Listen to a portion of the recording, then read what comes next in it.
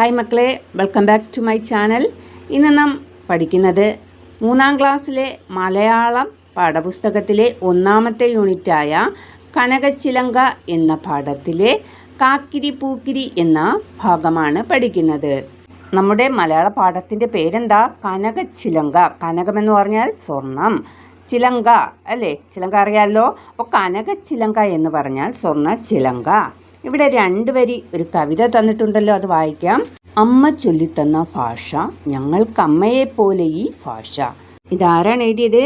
PT Bhaskara പണിക്കരാണ് ഈ 2 വരി കവിത എഴുതിയിട്ടുള്ളത്. ഈ 2 വരി കവിതയുടെ അർത്ഥം നോക്കിയാലോ. അമ്മ ചൊല്ലിത്തന്ന ഭാഷ, അതായത് അമ്മ പറഞ്ഞു തന്ന ഭാഷ, ഞങ്ങൾക്ക് അമ്മയെപ്പോലെ ഈ ഭാഷ, അതായത് ഞങ്ങൾക്ക് സ്വന്തം അമ്മയെപ്പോലെയാണ്. അതായത് കവി ഉപമിച്ചിരിക്കുന്നത് മലയാള ഭാഷയെ സ്വന്തം അമ്മയോടാണ് കവി ഉപമിച്ചിരിക്കുന്നത്. നോക്കൂ മക്കളെ, ഇവിടെ ഒരു കവിത തന്നിട്ടുണ്ട്. കാക്കിരി പൂക്കിരി. കാക്കിരി പൂക്കിരി തേന്മാവിൻ്റെ എത്താക്കൊമ്പത്ത്, കാക്കിരി പൂക്കിരി മാങ്ങകളങ്ങനെ പഴുത്തു തൂങ്ങുന്നു, കാക്കിരി പൂക്കിരി പിള്ളേരങ്ങനെ ആർത്തു വിളിക്കുന്നു, കാക്കിരി പൂക്കിരി കാറ്റിൻ കയ്യുകൾ കൊമ്പു കുലുക്കുന്നു, കാക്കിരി പൂക്കിരി 4-5 നിലത്ത് വീഴുന്നു, കാക്കിരി പൂക്കിരി തേൻതുള്ളിക്കളി നാവിനു സമ്മാനം. കവിത ആരാ എഴുതിയത്?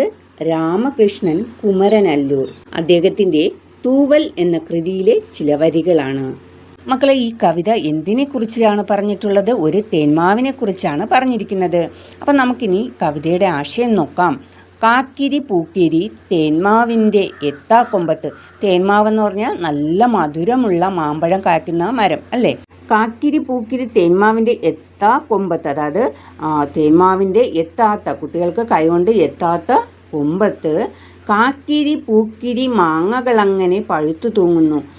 ആ എത്താത്ത കൊമ്പത്ത് മാങ്ങകൾ പഴുത്തു തൂങ്ങുകയാണ്. കാക്കിരി പൂക്കിരി പിള്ളേരങ്ങനെ ആർത്തു വിളിക്കുന്നു. ഇത് കണ്ടിട്ട് പിള്ളേർ സന്തോഷം കൊണ്ട് ആർത്തു ഉറക്കെ വിളിക്കുകയാണ്. കാക്കിരി പൂക്കിരി കാറ്റിൻ കയ്യുകൾ കൊമ്പ് കുലുക്കുന്നു. അപ്പോൾ പെട്ടെന്ന് കാറ്റ് വന്ന് തേന്മാവിൻ്റെ കൊമ്പുകൾ കുലുക്കുകയാണ്, ആട്ടുകയാണ്. കാക്കിരി പൂക്കിരി 4-5 നിലത്ത് വീഴുന്നു. അപ്പോൾ എന്ത് ചെയ്തു? കാറ്റ് വന്ന് കൊമ്പ് കുലുക്കിയപ്പോൾ 4-5 മാമ്പഴം നിലത്ത് വീണു. കാക്കിരി പൂക്കിരി തേൻതുള്ളിക്കളി നാവിന് സമ്മാനം. അതായത് കുട്ടികൾക്ക് നല്ല മധുരമുള്ള മാമ്പഴം, നാവിന് നല്ല രുചിയുള്ള മാമ്പഴം കുട്ടികൾക്ക് കഴിക്കാൻ സാധിച്ചു. അതാണ് കാക്കിരി പൂക്കിരി തേൻതുള്ളിക്കളി നാവിന് സമ്മാനം എന്ന് പറഞ്ഞിട്ടുള്ളത്. കവിത നമുക്ക് ചുരുക്കി നോക്കാം. ഒരു തേന്മാവുണ്ട് അല്ലേ? ആ തേന്മാവ് നിറയെ എന്താണ്? മാമ്പഴങ്ങളാണ് അല്ലേ? കുട്ടികൾക്ക് എത്താത്ത ഉയരത്തിലുള്ള കൊമ്പുകളിലാണ് മാങ്ങകൾ നിൽക്കുന്നത്. അപ്പോൾ കാറ്റ് വന്നപ്പോൾ 4-5 മാമ്പഴം നിലത്ത് വീണു. കുട്ടികളത് ഒടിച്ചെന്നെടുത്ത് കഴിച്ചു അല്ലേ? ആ കഴിച്ച മാമ്പഴത്തിന് നല്ല തേനിൻ്റെ മധുരമായിരുന്നു. പാഠഭാഗത്ത് തന്നിട്ടുള്ള ചോദ്യങ്ങൾ നോക്കാം. 1ാമത്തെ ചോദ്യം, താളം പിടിച്ച് ഈണത്തിൽ കവിത ചൊല്ലി നോക്കൂ. മക്കൾ, നിങ്ങൾ ഈ താളം പിടിച്ച് ഈണത്തിൽ കവിത ചൊല്ലി നോക്കുക. 2ാമത്തെ ചോദ്യം എന്താ? ഈ കവിതയിൽ ആവർത്തിച്ചു വരുന്ന 2 വാക്കുകൾ ഏതെല്ലാം? ഏതൊക്കെയാണ് മക്കളെ? കാക്കിരി പൂക്കിരി അല്ലേ? ആ വാക്കുകൾ കൊണ്ട് എന്തൊക്കെയാവാം ഉദ്ദേശിക്കുന്നത്? കൂട്ടുകാരുമായി പങ്കുവയ്ക്കൂ എന്നതാണ് 2ാമത്തെ ചോദ്യം. നോക്കൂ മക്കളെ, കാക്കിരി പൂക്കിരി എന്ന പദത്തിന് പ്രത്യേകമായി ഒരർത്ഥമില്ല. കാക്കിരി പൂക്കിരി മാവ്, കാക്കിരി പൂക്കിരി പിള്ളേർ, കാക്കിരി പൂക്കിരി കാറ്റ്, കാക്കിരി പൂക്കിരി പോലെ എഴുത്ത് എന്നൊക്കെ പറയുമ്പോൾ മനസ്സിൽ വരുന്ന ചിത്രമാണ് ആ വാക്കിൻ്റെ അർത്ഥം. അടുത്ത ചോദ്യം നോക്കൂ. കവിതയ്ക്ക് ചുറ്റുമായി യോജിച്ച ചിത്രം വരച്ച് നിറം നൽകി ഭംഗിയാക്കൂ. അതായത് തന്നിട്ടുള്ള കവിതയ്ക്ക് യോജിച്ച ചിത്രം ഏതാ?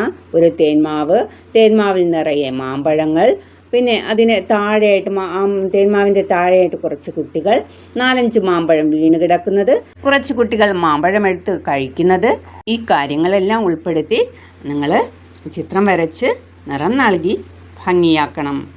അടുത്ത ചോദ്യത്തിൽ പറഞ്ഞിട്ടുള്ളത്, വരച്ച ചിത്രങ്ങൾ പരസ്പരം പങ്കുവയ്ക്കും. നിങ്ങൾ വരച്ച ചിത്രങ്ങൾ പരസ്പരം കൂട്ടുകാരുമായി പങ്കുവയ്ക്കാനാണ് പറഞ്ഞിട്ടുള്ളത്. വാക്കും അർത്ഥവും. തേന്മാവ്, വളരെ മധുരമുള്ള മാമ്പഴം ഉണ്ടാകുന്ന മാവ്. എത്താ കൊമ്പ്, കയ്യെത്താ ഉയരത്തിലുള്ള കൊമ്പ്. പിള്ളേർ, പിള്ളേരെന്ന് പറഞ്ഞാൽ എന്താ? കുട്ടികൾ.